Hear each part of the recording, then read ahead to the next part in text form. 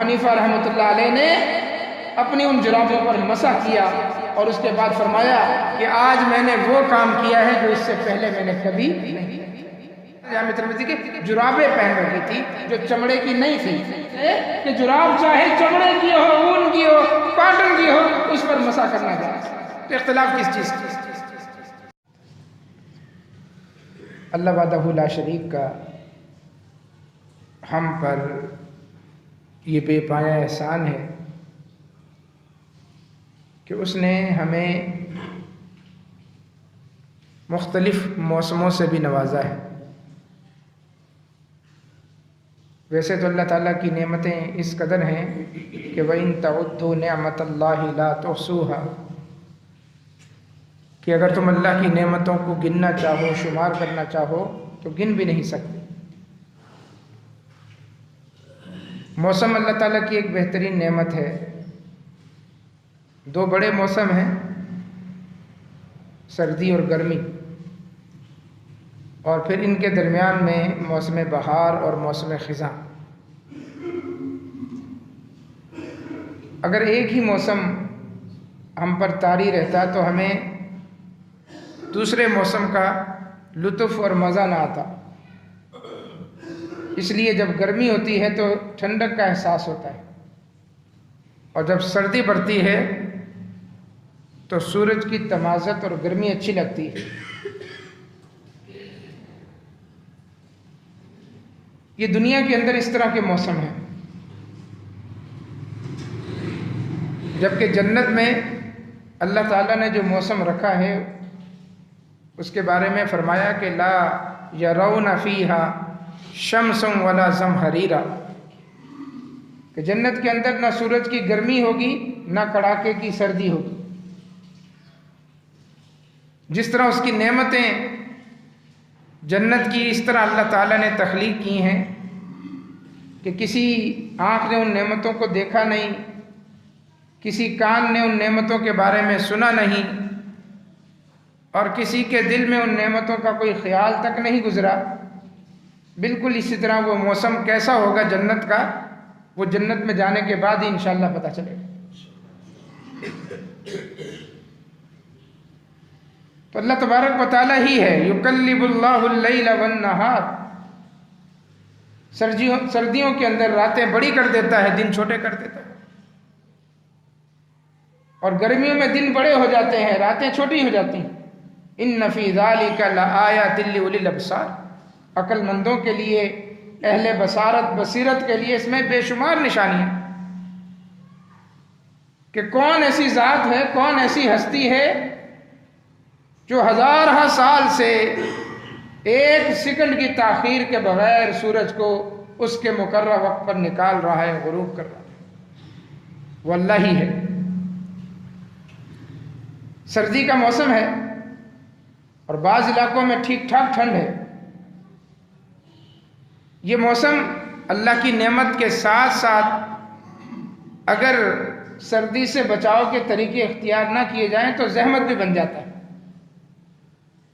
اس لیے خلیفہ راشد سیدنا فاروق اعظم رضی اللہ تعالیٰ عنہ ہمیشہ جب بھی سردی آتی تھی تو خطبہ جمعہ کے اندر لوگوں کو متنبہ کرتے تھے کہ لوگوں یہ سردی آ گئی ہے،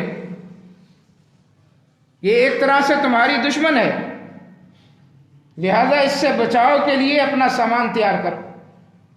جیسا کہ اللہ تعالیٰ نے خود قرآن مجید میں فرمایا یا ایھا الذین آمنوا خذوا حذرکم، اے ایمان والو اپنے بچاؤ کا سامان اختیار کرو۔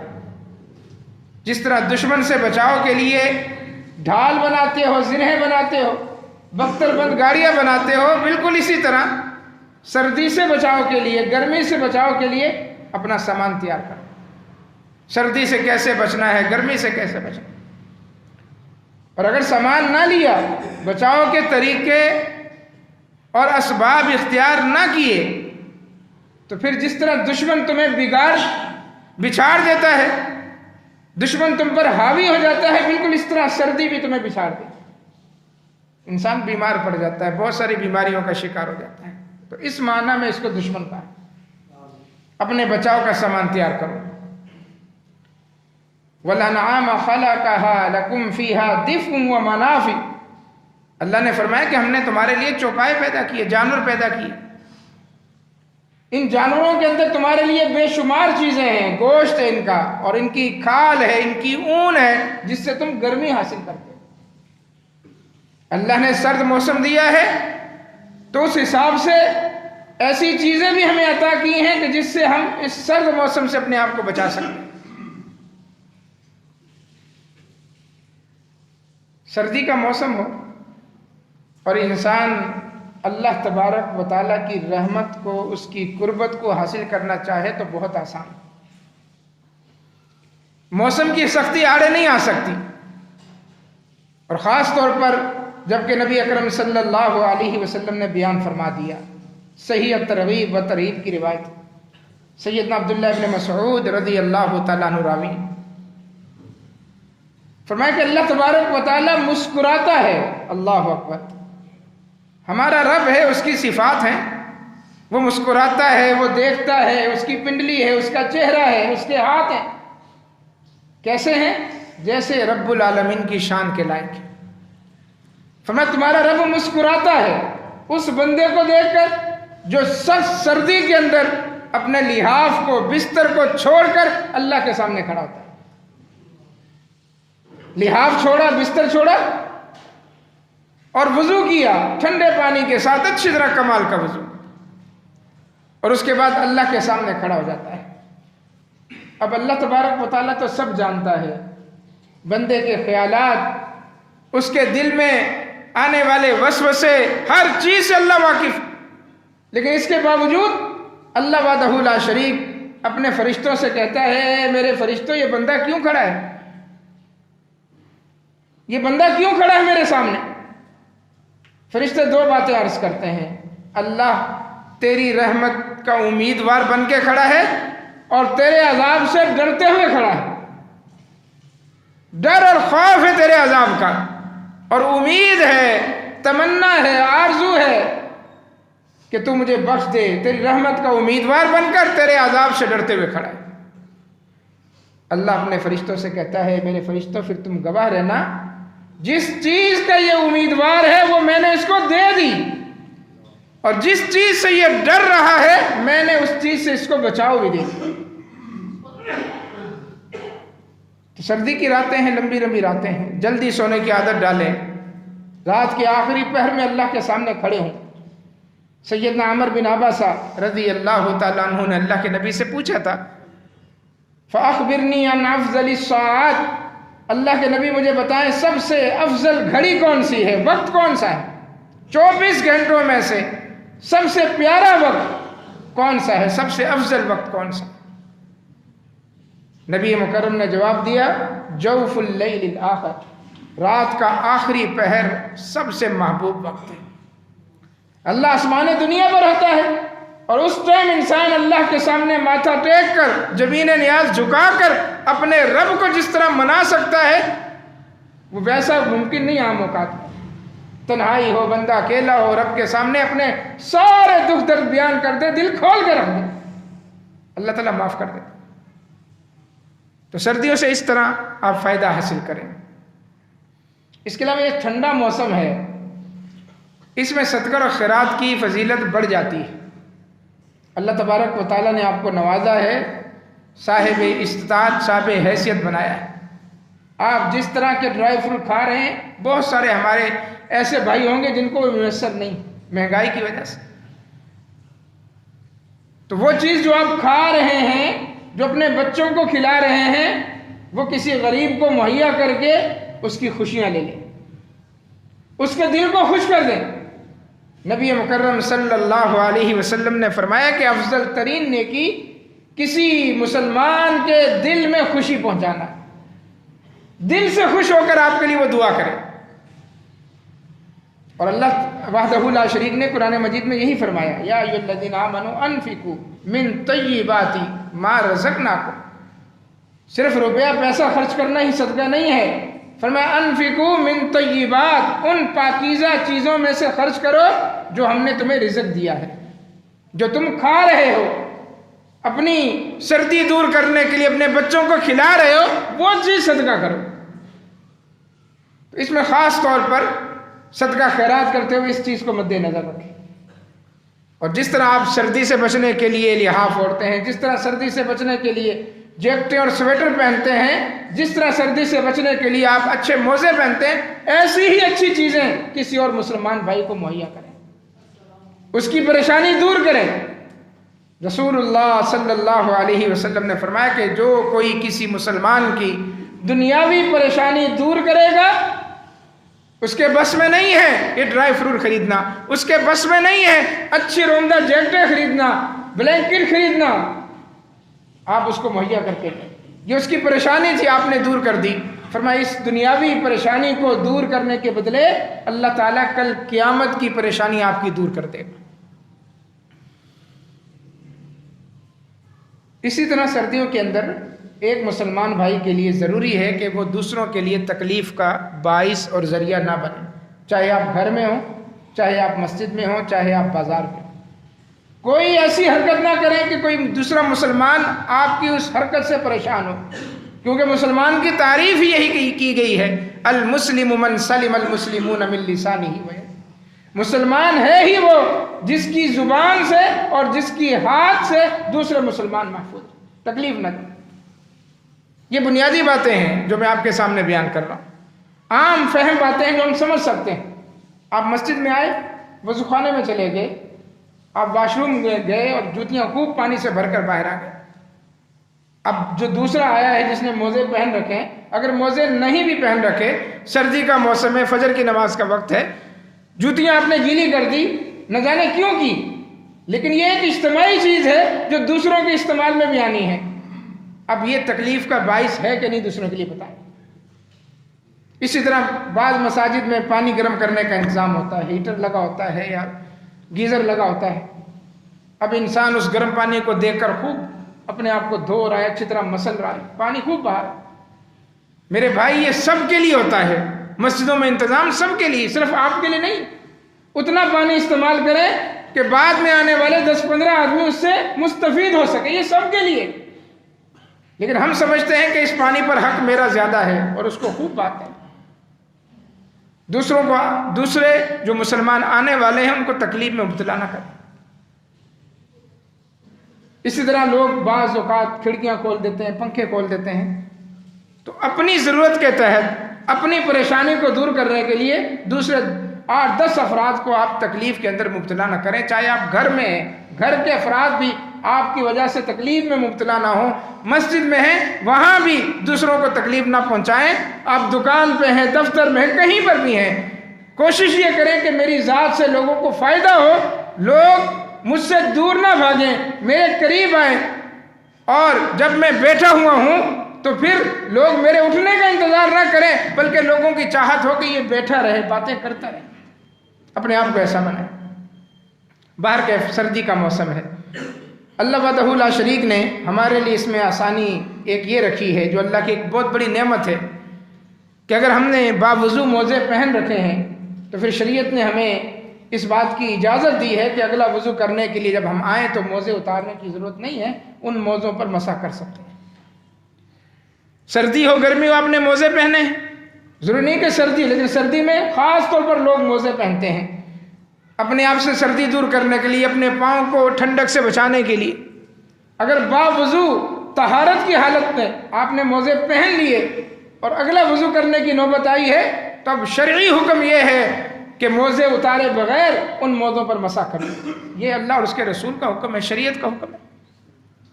ایک بہت بڑی آسانی ہے ہمارے لیے.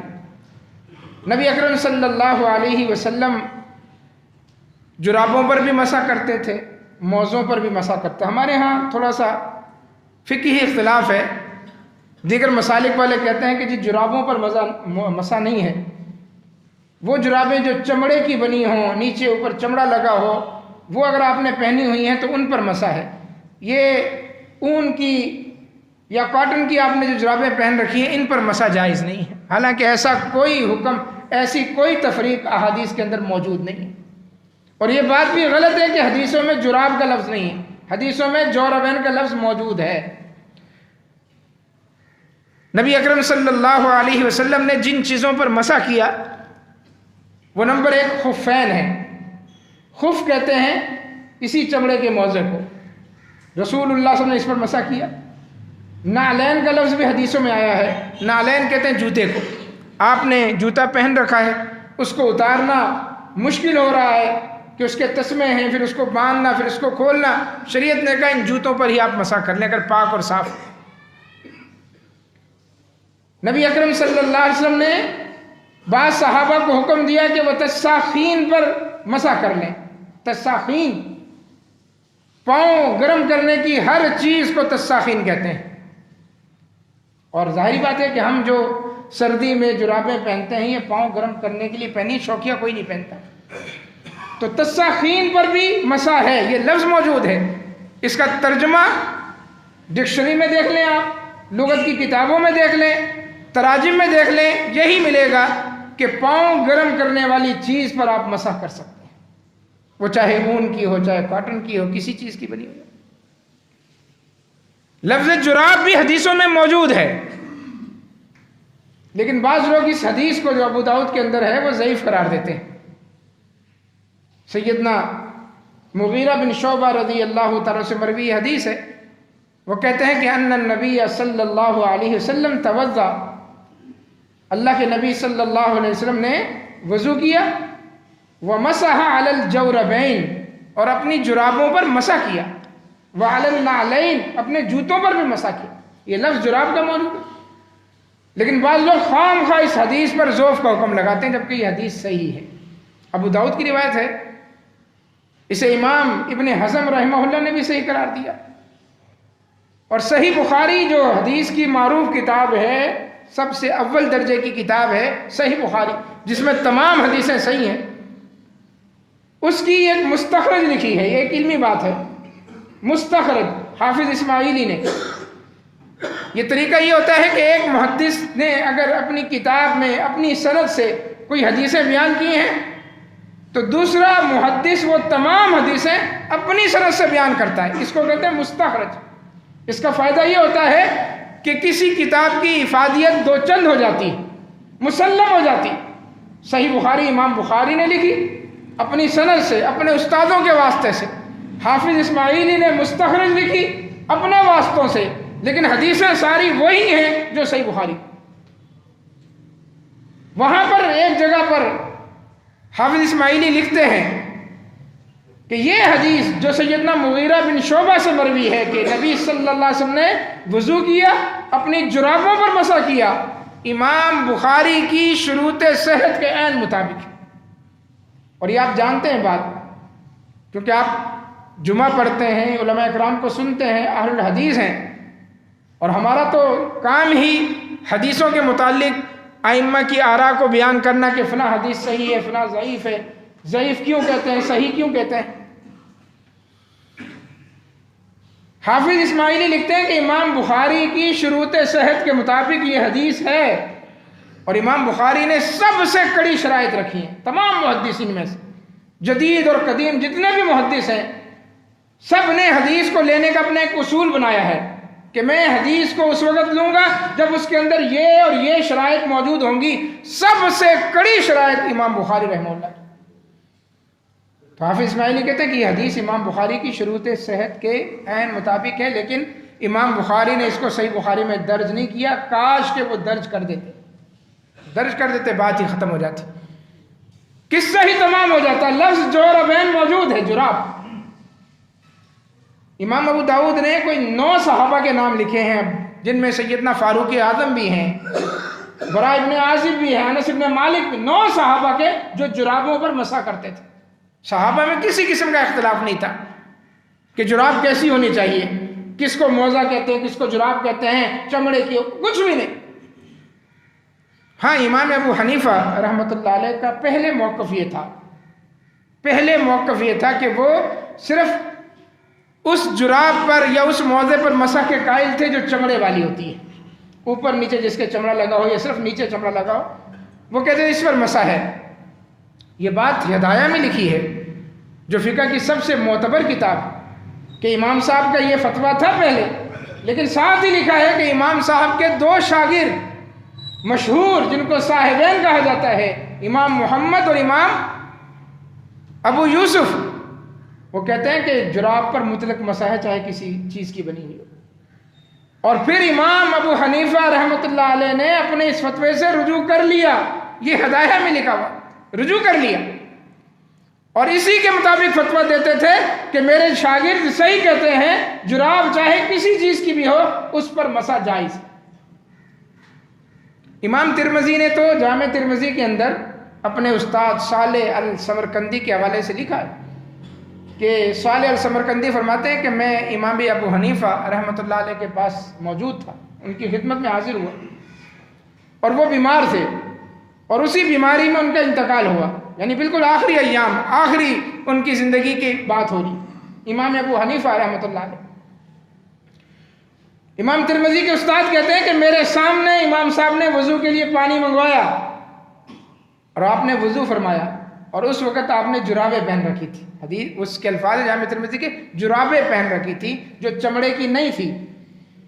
امام ابو حنیفہ رحمۃ اللہ علیہ نے اپنی ان جرابوں پر مسح کیا اور اس کے بعد فرمایا کہ آج میں نے وہ کام کیا ہے جو اس سے پہلے میں نے کبھی نہیں کیا تھا، یعنی اپنے آخری ایام میں امام ابو حنیفہ رحمۃ اللہ علیہ عمل کر کے اس دنیا سے گئے کہ جراب چاہے چمڑے کی ہو، اون کی ہو، کاٹن کی ہو، اس پر مسح کرنا جائز۔ تو اختلاف کس چیز کا؟ بعض لوگ اس سلسلے میں بہت زیادہ تشدد کرتے ہیں، ائمہ سے پوچھتے، امام اگر آگے کھڑا ہے باقاعدہ اس سے پوچھتے، امام صاحب یا آپ نے جو موزے پہنے ہیں وضو کر کے پہنے ہیں، اس پر مسح کیا ہے؟ اور اگر امام صاحب کہتے کہ میں نے مسح کیا ہے تو وہ نماز نہیں پڑھتی امام کے پیچھے، تمہارا تو وضو نہیں ہوا، تمہارا تو وضو نہیں ہوا، بلکہ فتوے دیے، باقاعدہ مشورے دیے ہیں ائمہ حرمین کو، کیونکہ مسجد نبوی سے خطبہ دیتے ہوئے وہاں کے امام صاحب نے یہ مسئلہ بیان کیا گزشتہ سردیوں میں، اس سے پہلے کہ سردی آ گئی، آپ اللہ تعالیٰ کی اس نعمت سے فائدہ اٹھائیں، اپنے موضوع پر مسح کر لیا کریں۔ تو یہاں پاکستان سے مشورے دیے گئے ائمہ حرمین کو کہ اپنے فتوے سے رجوع کریں اور لوگوں کو وضو کرنے کا حکم دیں۔ اللہ کے بندو، جب شریعت نے ایک حکم دیا ہے کہ وضو آپ کریں، پاؤں آپ دھوئیں، لیکن اگر آپ نے باوضو موزے پہنے ہیں اس پر مسح کریں، تو اب یہاں دماغ لڑانے کی، یہاں فتوے بازی کی، حجت بازی کی، ہیل بازی کی ضرورت کیا؟ عظیمت اس میں ہے کہ اللہ کے نبی صلی اللہ علیہ وسلم کی سنت پر عمل کیا جائے۔ بعض لوگ کہتے ہیں نہیں نہیں جی سردی ہے، آپ سردی میں جتنا ٹھنڈے پانی سے وضو کریں گے، موزے اتار کے پھینکتے ہیں، وضو خانے میں جاتے ہیں پاؤں دھوتے رہتے ہیں، یہ محض بے وقوفی اور کچھ بھی نہیں۔ عظیمت والا کام اسے کہیں گے جو اللہ کے نبی نے کیا۔ کیا رسول اللہ صلی اللہ علیہ وسلم کو نہیں پتا تھا کہ پاؤں دھونا عظیمت کا کام ہے، آپ نے مسح کیا؟ اس کا مطلب یہ ہے کہ سردیوں کے موسم میں مسح کرنا عظیمت والا کام۔ ہاں البتہ شریعت نے اس میں تحدید کر دی ہے، اور تحدید یہ ہے کہ جو مقیم آدمی ہے وہ 24 گھنٹے، ایک دن ایک رات مسح کر سکتا ہے، جو مسافر ہے وہ 3 دن اور 3 راتیں 72 گھنٹے اس پر مسح کر سکتا ہے۔ اس دوران اگر حد سے اکبر لاحق ہو جاتی ہے، یعنی انسان جنبی ہو جاتا ہے، اس کو غسل فرض ہو جاتا ہے، تو پھر موزے اتارنے پڑیں گے۔ البتہ جو حد سے اصغر ہے، جس میں صرف وضو ٹوٹتا ہے، اس میں جا کر انسان مسح کر لے، کوئی حرج نہیں۔ مسح کی مدت کا آغاز کیسے ہوگا، کب سے ہوگا؟ اس وقت سے نہیں جب آپ نے موزے پہنے ہیں، بلکہ اس وقت سے جب آپ پہلی دفعہ مسح کریں گے، اس وقت سے آپ کا ٹائم شروع ہوا ہے، آئندہ 24 گھنٹے تک آپ مسح کر سکتے ہیں۔ ابو عثمان نہدی بہت بڑے تابعی ہیں، وہ کہتے ہیں کہ میں سیدنا فاروق اعظم رضی اللہ تعالیٰ عنہ کے پاس بیٹھا ہوا تھا، اور بڑے بڑے صحابہ جن میں عبداللہ ابن عباس بھی تھے، عبداللہ بن عمر بھی تھے، بڑے بڑے صحابہ بیٹھے ہوئے تھے، اور آپس میں وہ مشورہ کر رہے تھے، گفتگو کر رہے تھے کہ مسح کی مدت کا آغاز کب سے ہونا ہے۔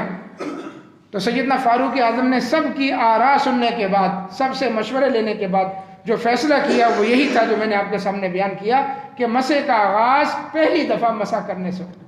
مثال کے طور پر ابھی آپ جمعے کے لیے آئیں، آپ نے وضو کیا اور اس کے بعد آپ نے موزے چڑھا لیے، یہاں سے آپ کی مسح کی مدت کا آغاز شروع نہیں ہوا۔ اب جب آپ پہلی مرتبہ عصر کے لیے یا اس کے بعد وضو کریں گے اور اس پر پہلی مرتبہ ہاتھ پھیریں گے، اس وقت مسح کی مدت کا آغاز ہوگا، یعنی کل عصر تک آپ کا پھر وہ ٹائم رہے گا 24 گھنٹے۔ افضل یہ ہے کہ انسان مسح کرے، افضل یہ ہے کہ اگر موزے پہنے ہوئے تو مسح کرے۔ حافظ ابن القیم رحمۃ اللہ علیہ نے زاد المعاد میں لکھا اپنے استاد شیخ الاسلام امام ابن تیمیہ رحمہ اللہ کے حوالے سے کہ ان سے سوال ہوا شیخ الاسلام امام ابن تیمیہ سے کہ پاؤں دھونا افضل ہے یا مسح کرنا افضل ہے؟ مسح تو موزے پر کرنا ہے اور پاؤں کو آپ موزے کے بغیر دھوئیں گے، تو دھونا افضل ہے یا مسح کرنا افضل ہے؟ تو امام ابن تیمیہ رحمہ اللہ جیسی عبقری شخصیت نے فیصلہ کن انداز میں کہا کہ اگر آپ نے موزے پہن رکھے ہیں تو پھر موزوں پر مسح کرنا افضل ہے، اگر آپ موزوں کے بغیر ہیں تو پھر دھونا افضل ہے۔ تو یہ ایک شرعی حکم ہے جس میں اپنا دماغ نہیں لڑنا چاہیے۔ البتہ مسح اوپر ہے، مسح پاؤں کے نیچے نہیں ہے، جیسے کہ سیدنا علی خلیفہ راشد سیدنا علی رضی اللہ تعالیٰ عنہ کا فرمان، ان کا قول ابو داؤد کے اندر موجود ہے صحیح سند کے ساتھ، وہ فرمایا کرتے تھے لو کان الدین بالرأی لکان اسفل الخف اولا بالمسح من اعلیہ۔ اگر دین کا تعلق لاجک کے ساتھ ہوتا، رائے کے ساتھ ہوتا کہ جی ہمیں کچھ سمجھ میں آئے کہ اس کے پس منظر میں کیا لاجک ہے، اگر دین کا تعلق اس عقل کے ساتھ ہوتا، رائے کے ساتھ ہوتا، قیاس کے ساتھ ہوتا، تو فرماتے پھر قیاس کا تقاضا یہ ہے کہ مسح پاؤں کے نیچے ہو۔ یہی عقل کہتی ہے نا، اس لیے کہ ہم چل کے آئے ہیں، جو گند لگا ہوگا پاؤں کے نیچے لگا ہو، مسح نیچے کی طرف ہونا چاہیے۔ لیکن فرماتے دین کا تعلق رائے قیاس لاجک کے ساتھ نہیں ہے۔ لقد رأیت النبی صلی اللہ علیہ وسلم، میں نے اللہ کے نبی کو دیکھا، یمسح علی ظاہر خفیہ، اللہ کے نبی نے پاؤں کے اوپر مسح کی۔ یہ ہے دین ہمارا۔ اس میں ایک طرح سے بدعت آ گئی ہمارے اندر بھی کہ ہم تنگی محسوس کرتے ہیں مسح کرتے ہوئے۔ تنگی محسوس نہیں کرنی، دل بڑا کر کے اللہ کے نبی صلی اللہ علیہ وسلم کو حکم سمجھ کے، حکم ہے، بعض کہتے ہیں جی کرو صحیح ہے، نہ کرو تو بھی صحیح نہیں ہے، صحیح ہے۔ مسئلہ یہ ہے کہ یہ مستحب عمل ہے میرے بھائی، مستحب نہیں ہے۔ سیدنا ثوبان کی روایت پڑھیں ابو داؤد کے اندر کہ اللہ کے نبی صلی اللہ علیہ وسلم نے ایک لشکر روانہ کیا، وہ جہاں گئے وہاں بڑی ٹھنڈ تھی، اس ٹھنڈ کی وجہ سے جب وضو کرتے تھے نہاتے تھے بڑی ان کو ٹھنڈ لگی، بیمار پڑ گئے، واپس آئے اور اللہ کے نبی سے وہاں کی ٹھنڈ کا ذکر کیا کہ ٹھنڈ تھی اور ہم وضو کرتے رہے نہاتے رہے۔ فَآمَرَهُمْ، حدیث کے الفاظ ہیں اللہ کے نبی نے ان کو حکم دیا ان یمسحوا علی الاصائب والتساخین، یہ تساخین یہاں لفظ آیا، اللہ کے نبی نے ان کو حکم دیا کہ اپنی پگڑیوں پر بھی مسح کر لیا کریں، پگڑی جو باندھی ہوئی امامہ اس کو بھی اتارنے کی ضرورت نہیں ہے سردی میں، اور اپنے ان چیزوں پر بھی جن کو پاؤں گرم کرنے کے لیے آپ نے پہن رکھی ہیں ان پر بھی مسح کر لیں۔ یہ اللہ کے نبی کا حکم ہے، اس کو اللہ کے نبی کا حکم سمجھ کر تنگی محسوس کیے بغیر اس پر عمل کریں گے، انشاءاللہ اس میں اللہ تعالیٰ آپ کو جزا دیں۔ دوسرا جو سردی کے حوالے سے ایک اللہ کی ایک اور نعمت ہے جس کا تذکرہ بہت کم ہوتا ہے اور ممبر و محراب سے اس کا بیان بھی ختم ہو گیا، مسائل بھی اس کے بیان نہیں کی جاتے، وہ ہے تیمم۔ ایک ہے وضو جو ہم پانی سے کرتے اپنے اعضائے وضو دھوتے، ایک ہے غسل، ہم پورے پانی سے نہاتے اپنے جسم کو پورے پانی سے گیلا کرتے ہیں۔ اس وضو کا، اس غسل کا متبادل اللہ نے ہم کو دیا ہے تیمم۔ تیمم کہتے ہیں پاک مٹی سے وضو کرنا یا غسل کرنا۔ آپ وضو کی نیت سے تیمم کریں گے وضو ہو جائے گا، آپ غسل کی نیت سے تیمم کریں گے غسل ہو جائے گا۔ اس کا طریقہ کار کیا ہے بتاتا ہوں میں آپ کو۔ اور تیمم کس صورت میں کرنا ہے؟ قرآن مجید کے اندر 4 صورتیں اللہ تعالیٰ نے ذکر کی ہیں۔ وَإِن كُنتُم مَرْضَىٰ، اگر تم مریض ہو، ایسے مریض کے پانی کے قریب جانا، پانی کو استعمال کرنا آپ کے لیے مضر ہے۔ وَإِن كُنتُم مَرْضَىٰ أَوْ عَلَىٰ سَفَرٍ، یا سفر میں ہو، پانی کا دور دور تک نام و نشان نہیں، نماز کا ٹائم ہو گیا، وضو کرنا کیا کریں؟ أَوْ جَاءَ أَحَدٌ مِّنكُم مِّنَ الْغَائِطِ، یا تم میں سے کوئی قضائے حاجت سے فارغ ہو کر آیا ہے، وضو ٹوٹ گیا قضائے حاجت سے، آپ نے وضو کرنا ہے، نماز پڑھنی ہے، پانی موجود نہیں ہے۔ أَوْ لَامَسْتُمُ النِّسَاءَ، یا آپ محتلم ہوئے، احتلام ہوا ہے، یا ازدواجی تعلقات قائم کیا، غسل آپ پر فرض ہو گیا۔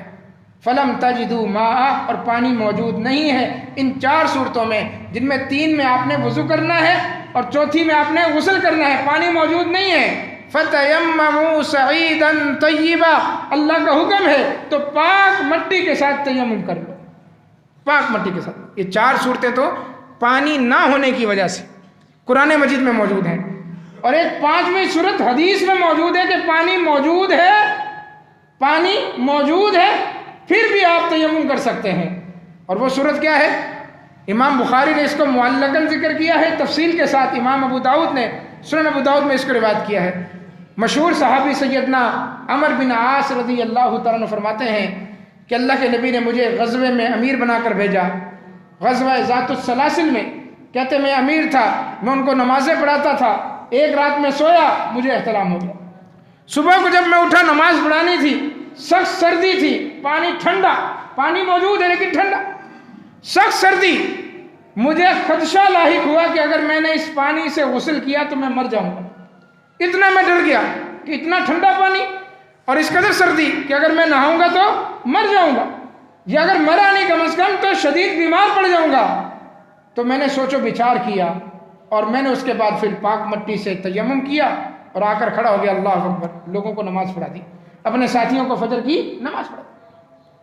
ساتھیوں نے اعتراض کیا کہ آپ کو تو غسل کرنا تھا، یہ آپ نے تیمم کر کے نماز پڑھائی۔ برحال مسئلہ چلتا رہا حتیٰ کہ ہم واپس مدینہ آئے، لوگوں نے آ کے میری شکایت اللہ کے نبی سے لگا دی کہ عمر ابن عاص نے تیمم کر کے، غسل فرض تھا، تیمم کیا اور ہمیں نماز پڑھا دی۔ اللہ کے نبی نے بلا بھیجا عمر ابن عاص کو، عمر تم نے بغیر نہائے بغیر غسل کیے لوگوں کو نماز پڑھا دی۔ تو سیدنا عمر ابن عاص نے کہا اللہ کے نبی میں کیا کرتا، پانی بہت ٹھنڈا تھا، مجھے خدشہ لاحق ہوا کہ اگر نہاؤں گا تو مر جاؤں گا یا کم از کم بیمار پڑ جاؤں گا۔ میرے ذہن میں قرآن کی ایک آیت آ گئی اور اس آیت پر میں نے عمل کیا۔ اللہ کے نبی صلی اللہ علیہ وسلم نے پوچھا عمر کون سی آیت؟ کہ اللہ فرماتا ہے وَلَا تَقْتُلُوا أَنفُسَكُمْ إِنَّهُ كَانَ بِكُمْ رَحِيمًا، اے لوگوں اپنے آپ کو مت مارو، اپنے آپ کو ہلاکت میں مت ڈالو، اللہ تم پر بڑا مہربان ہے۔ اللہ کے نبی مسکرا دے، فَضَاحِكَ رسول اللہ صلی اللہ علیہ وسلم، اللہ کے نبی مسکرا دے۔ تو گویا یہ ایک اللہ کے نبی کا حکم تقریری ہو گیا، تقریری، حدیث تقریری، وہ امر جو اللہ کے نبی کے سامنے کیا جا رہا اور آپ خاموش ہو جائیں، گویا اللہ کے نبی اس امر کو، اس کام کو مقرر فرما رہے ہیں۔ آپ کا مسکرانا اس بات کی دلیل تھا کہ تم نے صحیح کیا۔ اسی وجہ سے اس حدیث کے تحت فتح الباری میں حافظ ابن حجر الاسقلانی نے لکھا کہ اس سے دو مسئلے ثابت ہوئے کہ پانی موجود ہو، ٹھنڈا ہو، مضر صحت ہو، ٹھیک ٹھاک سردی پڑ رہی ہو، نماز کا وقت ہو چکا ہو، آپ تیمم کر سکتے ہیں، پانی کو ہاتھ میں لگائیں اور اس تیمم کے ساتھ لوگوں کی امامت بھی کروا سکتے ہیں، امامت بھی جائز۔ تو آج جن علاقوں میں سردی ہے، کراچی کا تو اپنا موسم نہیں ہے، جب کوئٹہ کی ہوا چلے گی تو سردی آ جائے گی، جب سمندری ہوا چلے گی تو پھر یہی موسم ہو جائے گا، پسینے چھوٹیں گے۔ جن علاقوں میں سردی یا پھر سردی کی لہر آتی ہے، کراچی میں بھی جیسے پیشن گوئی ہے کہ آئے گی، تو فجر کی وقت اگر اس طرح کی آپ کو نوبت درپیش آ جاتی ہے کہ گھر میں پانی گرم کرنے کا انتظام نہیں ہے یا گرم کریں گے تو اس وقت تک فجر کی نماز نکل جائے گی، تو آپ پاک مٹی گھر میں رکھیں اور اللہ کی دی ہوئی اس سہولت سے بھی دل تنگ کیے بغیر آپ تیمم کریں اور نماز کے لیے آئیں۔ یا پھر گھر میں آپ کے ماں باپ موجود ہیں اور ہمارے اکثر والدین بوڑھے ہیں، ویسے ہی وہ بیمار ہیں، ویسے ہی مریض کے حکم میں موجود ہیں، اب فجر میں ان کے لیے کوئی پانی گرم کرنے والا نہیں ہے کہ کیسے اٹھیں پانی گرم کریں، لیٹ نماز پڑھتے ہیں تو کہیں سے پاک مٹی لا کر ان کے سرہانے رکھ دیں ایک شاپر میں ڈال کر کہ یہ آپ کے لیے اللہ کی طرف سے ایک نعمت ہے، آپ فجر میں اٹھتے ہیں، پریشان ہوتے ہیں، ٹھنڈا پانی ہے، اس مٹی سے آپ تیمم کر لیں۔ اب طریقہ کیا ہے؟ یہ اسلام ہے، یہ صرف ہمارا دین ہے جس کے اندر اتنی آسانی۔ طریقہ کار کیا ہے تیمم کا؟ صحیح بخاری کے اندر یہ حدیث موجود ہے کہ ایک شخص سیدنا عمر فاروق رضی اللہ تعالیٰ عنہ کے پاس آیا اور آ کر کہنے لگا کہ امیر المومنین، مجھے جنابت لاحق ہو گئی ہے اور پانی موجود نہیں ہے، تو میں کیا کروں؟ یعنی تیمم کا طریقہ معلوم کرنے کے لیے وہ آیا تھا۔ تو اس مجلس میں سیدنا عمار بن یاسر رضی اللہ تعالیٰ عنہ موجود تھے۔ انہوں نے کہا امیر المومنین کیا آپ کو یاد ہے؟ واقعہ یاد دلایا۔ امیر المومنین کیا آپ کو یاد ہے کہ میں اور آپ ایک سفر میں تھے دونوں، اللہ کے نبی صلی اللہ علیہ وسلم کے زمانے میں، مجھے جنابت لاحق ہوگی، آپ کو بھی جنابت لاحق ہوگی تھی، لیکن میں نے کیا کیا تھا؟ نماز پڑھنے کے لیے میں نے تیمم کیا تھا، اور تیمم اس طرح کیا تھا فَتَمَرَّقْتُ فِي الصَّعِيدِ كَمَا تَبَرَّقَ الدَّابَّةُ، میں مٹی میں خوب لوٹ پوٹ ہوا جیسے کوئی جانور لوٹ پوٹ ہوتا ہے، خوب بھوت بن گیا وہ سمجھے کہ شاید غسل کرنے کا، تیمم کرنے کا یہ طریقہ ہے، خوب مٹی میں لوٹ پوٹ ہوئے، یعنی پورے جسم کو انہوں نے مٹی کر دی اور پھر نماز پڑھی۔ اور اللہ کے نبی کے پاس جب آئے اور اللہ کے نبی کو بتایا تو رسول اللہ صلی اللہ علیہ وسلم نے طریقہ سمجھایا، فرمایا یہ تم نے غلط کیا، انما کان یکفیک ان تقول بیدیک ہکذا، تمہارے لیے اتنا ہی کافی تھا تیمم کرنا کہ تم اپنے ہاتھوں سے اس طرح کرتے۔ اللہ کے نبی صلی اللہ علیہ وسلم نے اس مٹی پر اپنا ہاتھ مارا، ایسے اپنے ہاتھوں کو دیکھا مٹی زیادہ لگ گئی ہے تو ایسے کر کے ذرا سا جھاڑ دیا۔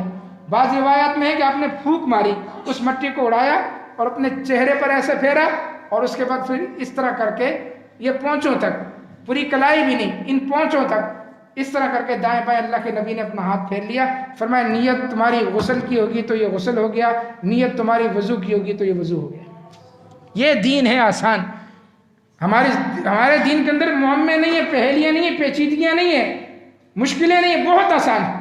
تو یہ ہے، اور اس میں یہ بھی ترتیب ضروری نہیں ہے کہ اگر آپ نے ہاتھ مار کے پہلے اپنے ہاتھ پھیر لیے پھر چہرے پر پھیرا تب بھی جائز ہے، ہاتھ مارنے کے بعد پہلے چہرہ پھیر لیا پھر ہاتھ پھیرے تو بھی جائز ہے، کوئی مسئلہ نہیں۔